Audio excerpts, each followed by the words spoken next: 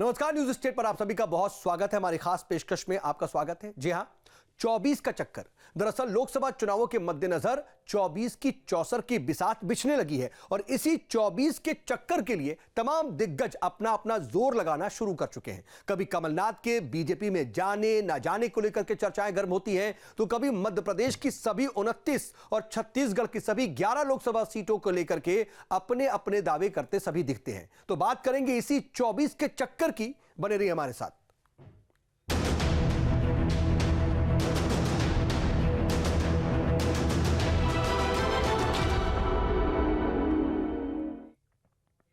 यह 24 के चक्कर में सबसे पहले बात कमलनाथ कथा की। बीते कुछ हफ्तों में मध्य प्रदेश के कई बड़े कांग्रेसी दिग्गजों के बीजेपी में जाने की खबरें सुर्खियों में रही, लेकिन इसी बीच जब अचानक से यह खबरें आने लगी कि कांग्रेस ने जिनके चेहरे पर विधानसभा का चुनाव लड़ा वो कमलनाथ खुद बीजेपी का दामन थामने वाले हैं, तो इसने हर किसी को हैरान कर दिया। माना गया कि इसके पीछे है 24 का चक्कर।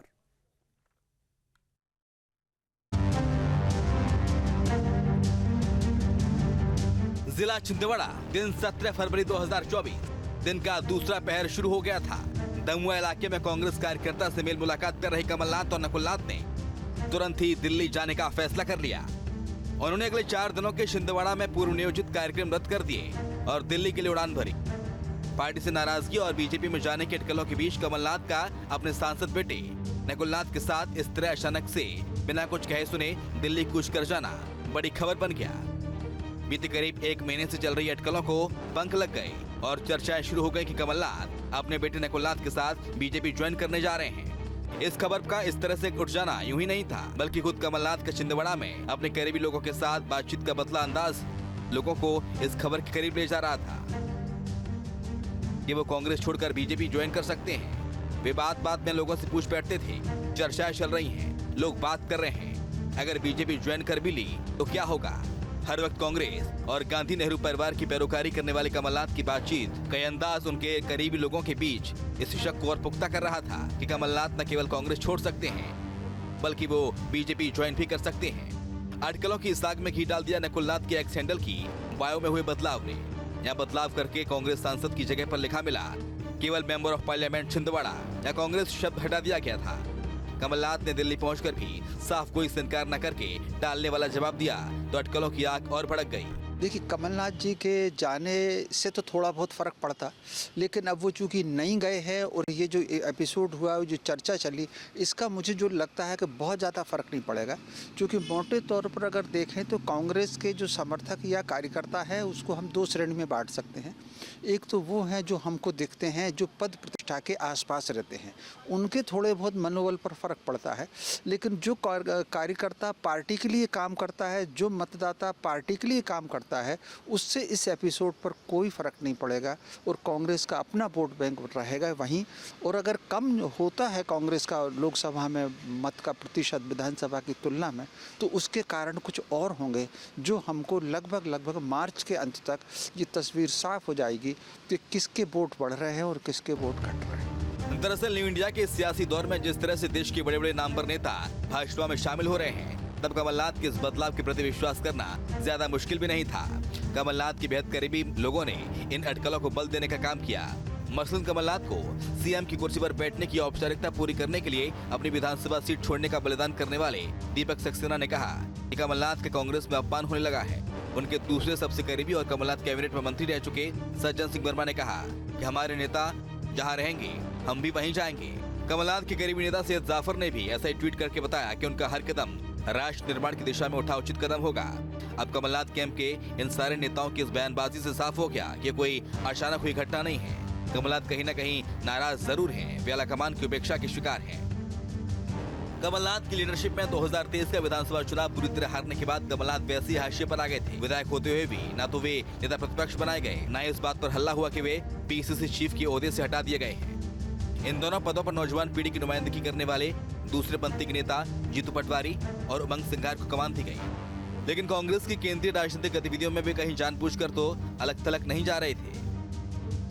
अब तक कांग्रेस के इस पॉलिटिकल मूवमेंट की अगुवा टोली में शामिल कमलनाथ इंडी गठबंधन की बातचीत में शामिल नहीं किए जा रहे, जबकि वो अब तक कांग्रेस के उन चंद नेताओं में शुमार थे जो अपने संपर्कों और संबंधों की ताकत से कांग्रेस की तरफ से दूसरे दलों से बातचीत कर मामले सुलझाते थे। अपने 44 साल के राजनीतिक करियर में कमलनाथ भले ही दिल्ली में सक्रिय रहे हों, उन्होंने भले ही कांग्रेस के प्रमुख चेहरे बनकर बड़ी सियासी गुत्थियां सुलझाई हों, लेकिन वे मध्य प्रदेश में अपनी जमीनी ताकत को लगातार बरकरार रखते रहे हैं। उनके समर्थकों की एक बड़ी फौज प्रदेश में है।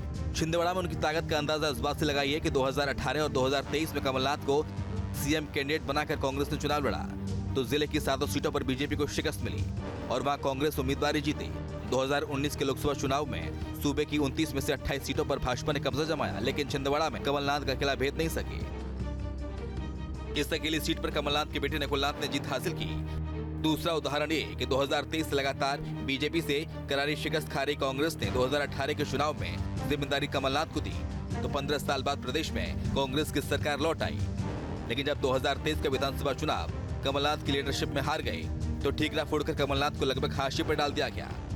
एक तरफ कांग्रेस में दरकिनार हो रहे कमलनाथ, दूसरी तरफ भाजपा अपनी लोकसभा सीटें बढ़ाने को बेकरार। सियासी हलकों में चर्चाएं शुरू हुई कि कमलनाथ का छिंदवाड़ा किला भेदना इतना आसान नहीं है, लिहाजा उचित उम्मीदवार की खोज में एक निशाना नकुलनाथ का भी होना स्वाभाविक है। ये डील बिना कमलनाथ की रजामंदी के मुमकिन भी नहीं, लिहाजा बीजेपी ने भी अपने चौसर बिछाकर चाल चलने शुरू कर दी। बीजेपी ये जानती है कि कमलनाथ अकेले नहीं है, उनके साथ कई विधायक और दिग्गज नेताओं की एक बड़ी फौज है और जहां कमलनाथ रहेंगे उनकी फौज भी वहीं चली आएगी। और अगर ऐसा हुआ तो मध्य प्रदेश में कांग्रेस की रहनुमाई भी बेहद कमजोर हो जाएगी, साथ ही देश में भी कांग्रेस को बड़ा डैमेज होगा। राहुल गांधी की यात्रा को बेअसर बताने की रणनीति में इस तरह की सियासी घटना बड़ा रोल निभा सकती है।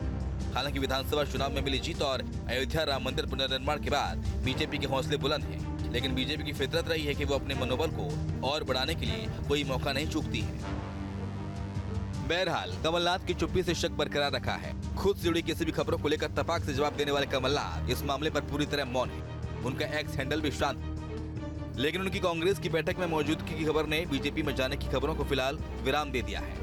हालांकि इस बैठक से छिंदवाड़ा के विधायक नदारद रहे, जबकि इससे पहले कांग्रेस के प्रदेश प्रभारी बाबा जितेंद्र सिंह ने छिंदवाड़ा से सांसद नकुलनाथ के अगला लोकसभा चुनाव लड़ने पर मुहर लगाते हुए कहा कि वो पार्टी के मजबूत उम्मीदवार हैं। ऐसी कोई बात नहीं है, ये जो अफवाहें हैं ये भारतीय जनता पार्टी द्वारा चलाई गई हैं और उसको तूल दे दिया मीडिया ने। तो इस तरह की बात नहीं है। माननीय श्री कमलनाथ जी हमारे बहुत ही सीनियर लीडर हैं। खैर, कमलनाथ अब भी कांग्रेस में ही हैं, लेकिन मौन है। शायद 2 मार्च को राहुल गांधी की मध्य प्रदेश में न्याय यात्रा में आमद के साथ उनकी सक्रियता इस बचे कुछ शक को पूरी तरह खत्म कर दी। इधर प्रदेश कांग्रेस के अध्यक्ष जीतू पटवारी कहते हैं कि ये सब भ्रम की किसी साजिश का हिस्सा है, कमलनाथ नहीं है, और भाजपा कहती है कि इस एपिसोड में सबसे बड़ा डैमेज कांग्रेस और कमलनाथ को ही हुआ है। कमलनाथ जी के लिए आपने जो सवाल किए, मैं समझता हूँ सारी बातें कल समाप्त हो गई है। अब उन बातों के लिए न आपके पास कोई मसाला है न बीजेपी के पास कोई मसाला है। कमलनाथ जी ने सबके सामने वक्तव्य दे दिया कि ये गुमराह और भ्रमित करने वाली बातें सब विपक्ष और मीडिया की थी, तो मैं समझता हूँ कोई बात इसमें बची नहीं है। ये कांग्रेस की स्थिति है। कांग्रेस आत्म अवलोकन करे कि ऐसी स्थिति से क्यों गुजरना पड़ रहा है उसको, क्योंकि न नेतृत्व है, न नीति है, न नीयत है, जिसके कारण कांग्रेस की ये दुरावस्था होती जा रही है। इधर इस शांत होते घटनाक्रम को सीएम मोहन यादव भी हवा देते नजर आए। बीते दिनों उन्होंने छिंदवाड़ा में शक्ति प्रदर्शन कर न केवल कमलनाथ समर्थक कई कांग्रेसियों को बीजेपी में शामिल करवाया, बल्कि बिना नाम लिए कमलनाथ को लेकर इशारा कर दिया कि आज नहीं तो कल हमारे परिवार में शामिल होंगे। हम सब जानते हैं काल के प्रवाह में हमारे भी अपने बीच में से कई लोगों के मन डावाडोल हो रहे हैं और आज नहीं तो कल हमारे परिवार में सम्मिलित होंगे। दुनिया में कोई रोक नहीं सकता है, क्योंकि सत्य तो एक ही है। कोई आज आएगा, कोई कल आएगा, आने वाले का स्वागत। हालांकि इस बीच कमलनाथ को लेकर मंत्री कैलाश विजयवर्गीय ने जबलपुर में बड़ा बयान देते हुए कहा कि कमलनाथ के लिए बीजेपी के दरवाजे बंद हैं। बीजेपी को कमलनाथ की कोई जरूरत नहीं है। ये हमने तो पहले ही कहा था कि कमलनाथ जी की हमारी पार्टी में कोई आवश्यकता नहीं है, और इसलिए हमने कहा था कि उनके दरवाजे बंद हैं। कमलनाथ के मूवमेंट की खबर ने सूबे की सियासत को हिलाकर रख दिया है। कांग्रेस के खेमे में तो तूफान का आलम था। एपिसोड खत्म हुआ या नहीं, सियासत में कहना मुश्किल है, लेकिन फिलहाल ये तो सबसे बड़ा डैमेज खुद कमलनाथ को ही हुआ है। कांग्रेस की कोशिश है कि राहुल गांधी की न्याय यात्रा से इस नुकसान की भरपाई कर सके, लेकिन जानकारों के मुताबिक कांग्रेस के लिए इस तरह का डैमेज कंट्रोल एक बड़ी चुनौती है। राहुल गांधी की जो यात्रा है उसमें कमलनाथ प्रकरण पर कोई भी रिपेयर नहीं हो सकता, क्योंकि कमलनाथ जिस कद के नेता थे, ना तो उन्होंने उस बात का खंडन किया कि वो जो है नहीं जा रहे थे, या उन्होंने अपने आप को जिस तरह से इस पूरी कंट्रोवर्सी से दूर रखने की कोशिश की, उससे उतनी कंट्रोवर्सी ये बढ़ती गई। तो जो उनको व्यक्तिगत नुकसान कमलनाथ को हुआ है उसकी भरपाई नहीं हो सकती। एक अविश्वास का वातावरण जिसने भी एक बनाया था कमलनाथ को के भाजपा में जाने को लेके, वो सफल रहा है, और कार्यकर्ता जो हतोत्साहित पहले से ही था उससे और ज़्यादा हतोत्साहित हुआ है। तो ये तो रही कमलनाथ कथा, लेकिन साल 2020 में सिंधिया एपिसोड भी कम दिलचस्प नहीं था।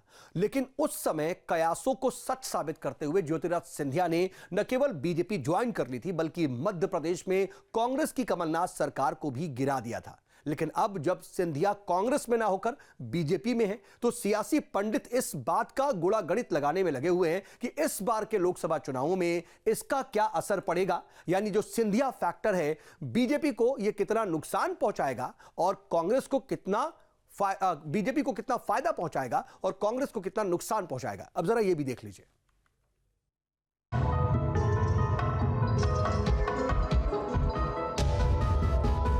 वैसे तो 24 के चक्कर में हर राजनीतिक दल और हर बड़ा नेता खूब जोर आजमाइश कर रहा है।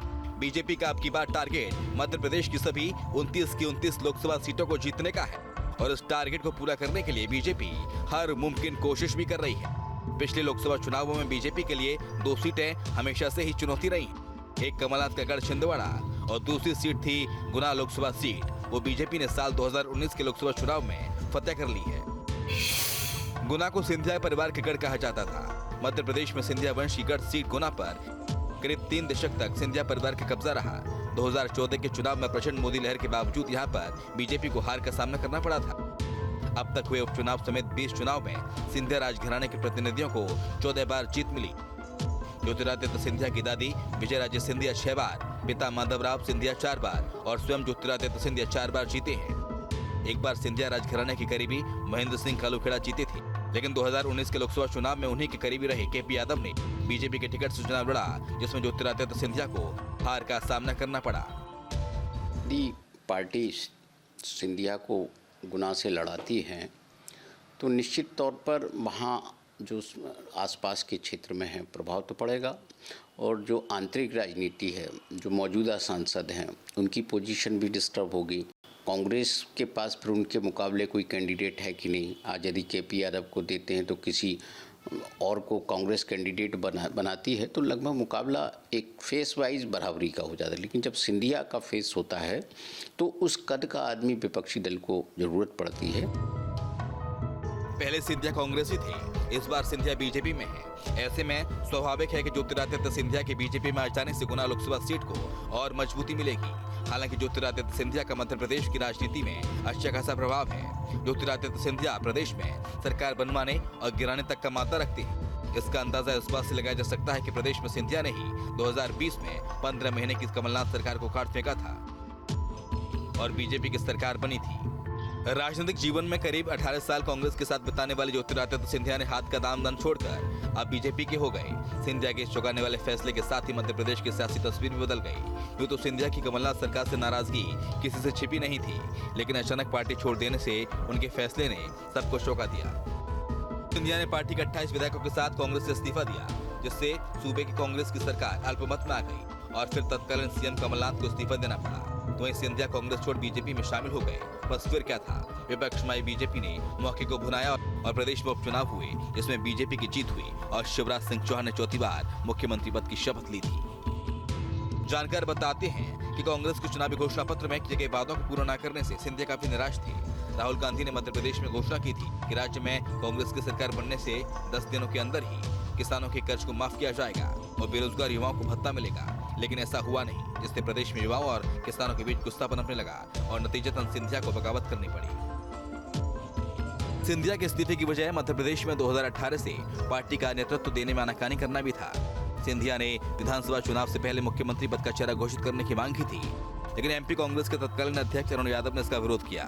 सिंधिया को न सीएम बनाया, न डिप्टी सीएम और न ही पीसीसी चीफ, जिससे सिंधिया काफी समय से नाराज चल रहे थे। हालांकि बाद में बीजेपी पर विधायकों की खरीद फरोख्त समेत कई आरोप लगे, लेकिन सरकार ने अपना कार्यकाल पूरा किया और 2023 के चुनाव में प्रचंड बहुमत के साथ भारतीय जनता पार्टी की वापसी हुई। ऐसे में 2024 का लोकसभा चुनाव सर पर है। बीजेपी को उम्मीद है कि सिंधिया के आने का फायदा उसे विधानसभा चुनाव में तो मिला ही, बल्कि लोकसभा चुनाव में भी मिलेगा। Team news state.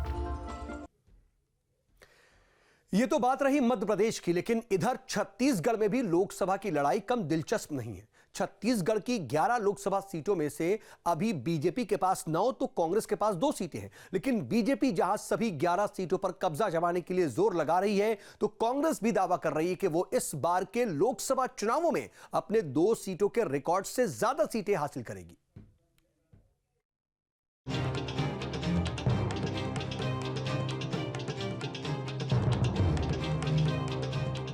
छत्तीसगढ़ में बीजेपी की विधानसभा चुनाव में बम्पर जीत के बाद अब लोकसभा चुनाव की तैयारी शुरू हो गई है। लोकसभा चुनाव को लेकर बीजेपी ने अपनी रणनीतियों पर अमल करना भी शुरू कर दिया है, तो कांग्रेस भी कमर कस चुकी है।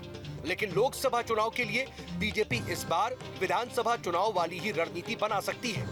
सूत्रों की माने तो बीजेपी इस बार 4 लोकसभा सीटों पर उम्मीदवारों की घोषणा पहले ही कर देगी। विधानसभा चुनाव में भी बीजेपी ने अपनी पहली लिस्ट आचार संहिता लगने से पहले ही जारी कर दी थी। ठीक इसी तरह लोकसभा चुनाव में भी बीजेपी उम्मीदवारों की घोषणा कर सकती है। लोकसभा चुनाव के लिए अभी 2 महीने से ज्यादा का वक्त है। कहा जा रहा है कि मार्च में लोकसभा चुनाव के लिए आचार संहिता लग सकती है।